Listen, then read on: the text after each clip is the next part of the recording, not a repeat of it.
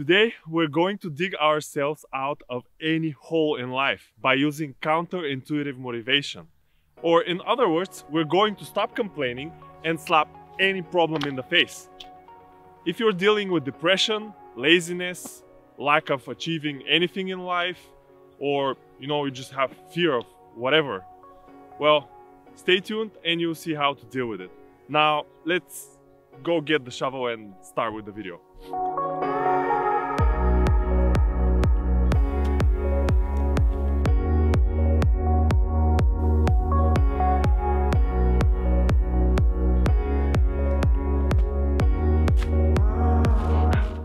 So, how do you motivate yourself?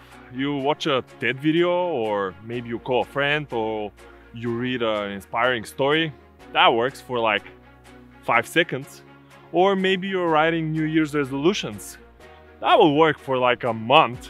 But what if I tell you you have the power to dig yourself out of any hole in life without the help of anyone around you? It's possible, and it's not exactly what you think. That's why it's called counterintuitive motivation. I'm not gonna lie to you, it's going to be very hard. But master this and it will serve you for the rest of your life. And you will be able to handle anything, depression, lack of motivation, or anything else that comes in your way. But seriously, how do you motivate yourself? Let me know in the comments below. And if you don't really have a strategy for dealing with hard periods in your life, well, share with us what the issue is and let the community in the comments below help and maybe suggest some options for you. So what do I mean by counterintuitive motivation? What's the big secret behind it? Well, as most things in life, it's very simple set, but it's really hard to do. And it goes like this: just do more. That's it. Just do more. And what do I mean by that? So, for example, if you're having work problems, or if you're lacking motivation at work, or if you're buried with a lot of work, just do more work. Or if you're dating people and you're not finding your mate and you're sick of dating, well, don't stop, just date more people. If you're failing your goals, which basically happens to anyone, well, just set bigger and greater goals to chase after. Even if you're in a depression, this method helps, but the approach with the depression is a little bit different. Fight or flight. So I'll leave that example for the end of the video. We as people have unlimited power. And just think about it, what point of evolution we have reached right now. And we haven't done this by just basically sitting around and doing nothing or feeling sorry for ourselves. We have overachieved time and time again. So we all have this power inside us, and it's all about just unleashing it and finding a way to put it into action. Let's get straight to the real life examples and you'll know what I mean. Phew. It's kind of warm already. Winter is almost gone, I guess.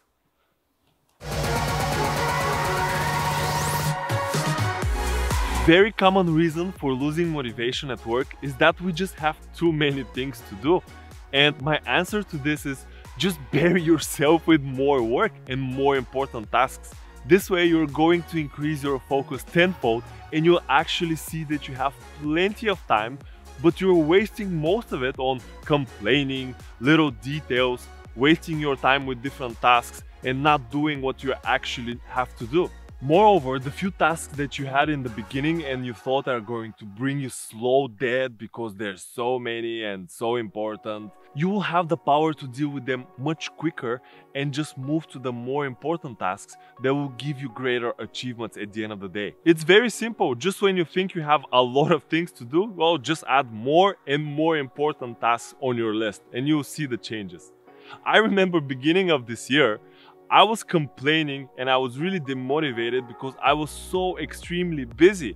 I had to go to work, I was shooting videos, editing videos, which takes a lot of time, then going to German classes, of course, spending time with family and friends. So it was really hectic and I was like, oh man, I cannot deal with this. It's so much work to do. At some point, I was like, what the hell? Why am I complaining so much? Why am I whining about this? I want to also create online classes, improve my photography skills, I had to start traveling for work and more tasks. So I started adding them on the list, and right away I saw where I'm losing 10 to 15 minutes or even like 1 hour for things that really don't bring me value, like watching sports videos or whatever, just laying in bed and so on and so on. So I had all this time around me, but I was complaining that I didn't have time. Like, what a hypocrite. Come on, man.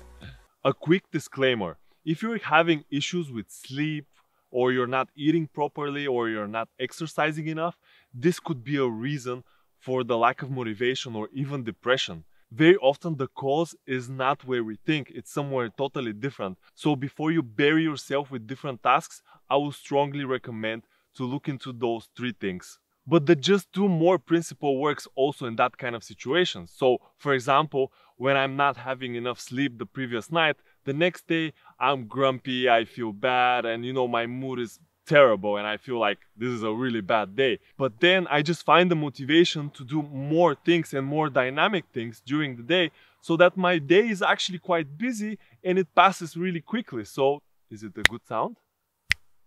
Okay. So your day passes like this, and it's already bedtime by the end of it, and you're going there and you feel satisfied that you have achieved everything in this day. So what if you're behind on your goals and you're thinking to quit? That I think happens to everyone, including myself. Well, that would be the worst thing to do. Quitting on your goals is like quitting on life. At that moment, what you should do is just set greater goals and more goals. So for example, if your aim is to save, let's say $1,000, well, just change it into saving $100,000. What that would do is just completely change your perspective. So saving $1,000 is one thing. Cutting out whatever, $100 from your paycheck and just saving it might be difficult with the salary that you have right now. But if you want to have $100,000, you will need to start making more money. So it's a complete change of the perspective. It's not like I'm earning right now this much and from that I'm going to save some money. It's like, how do I earn more in order to reach my goal? Completely different. With goal setting, basically sky is the limit, and it's up to us to decide where the limit is. We all have this unlimited power. It's all a matter of, are we going to use it or not? Finally, some clouds. What if you're struggling to find a partner? You're dating different people and things don't work out, or your Tinder dates want just some very weird stuff from you and nothing really happens, and you're at the point where you just want to quit and you're like, hell, I'm gonna just stop dating and I'm not gonna do anything. I'm gonna live by myself for the rest of my life. I don't care. But that doesn't really make sense. Just think about it. What's your goal? Your goal is to find someone to spend the rest of your life with, have kids, and so on and so on. So if you stop dating, how exactly you're going to find this person? So what I would do is just continue dating more and more people. If you're going out only with idiots, well, that's freaking great. It's amazing, because dating is basically a numbers game. You have to play with the statistics. Imagine this, that in your city or in your country you have what, like 5% of the people are your type, that you're going to have some kind of connection, and you have what, like 1 million people living in the area. Well, if you have dated 100 of them, this means that your chances of success are just going to increase in the future, because you have met with a lot of idiots or people you don't get along with, and you're like, okay, now my chances of meeting someone great are increasing. Does this make sense? Just go out there and meet more and more people, and that's the best chance that you're going to find your soulmate. According to the World Health Organization, around 300 million people around the world are in depression. But that's only the people that actually admit it or know about it. So let's make it like 500 million. So 500 million people are in depression. And in order to get out of it, there is something that I call the fight or flight method. Imagine the following situation. A friend of yours is in a life-threatening situation, something terrible has happened, or might not even be a friend of yours, just a person on the street that you see and is in big trouble. What would you do? You will just basically run to help. And it doesn't matter what has happened to you. You had a bad day at work, or you had an argument with your wife, or you're tired or whatever, or demotivated or depressed. It doesn't matter. You're going to run and help this person. And you're going to do anything possible in order to save him or her, right? In that kind of situation, just replace the person with yourself. If you are in a depression, just think about it. You are really in a life-threatening situation. We're all always in a life-threatening situation. In a situation of living a life without pleasure, without goals, and without fulfillment. You can't let emotions lead your life. There's always a balance. After bad times comes good times. And it's not the optimist speaking inside me. It's just how nature works. Just think about it. After winter comes spring. And there's always a cycle that you need to follow. So knowing this, do everything possible right now to get out of the depression and just move on with your life. Your life is really in danger, so make everything to get yourself to a happier place. If there's one thing that I want you to remember from this video, is to change your perspective. When we fall, we tend to look only at the ground, but just get up and look around. Don't forget that our brains are extremely lazy.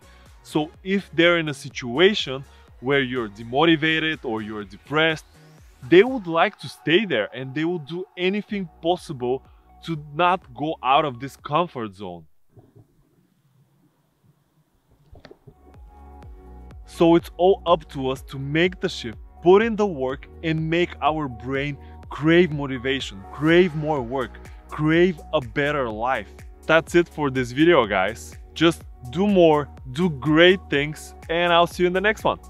Ciao! This method also helped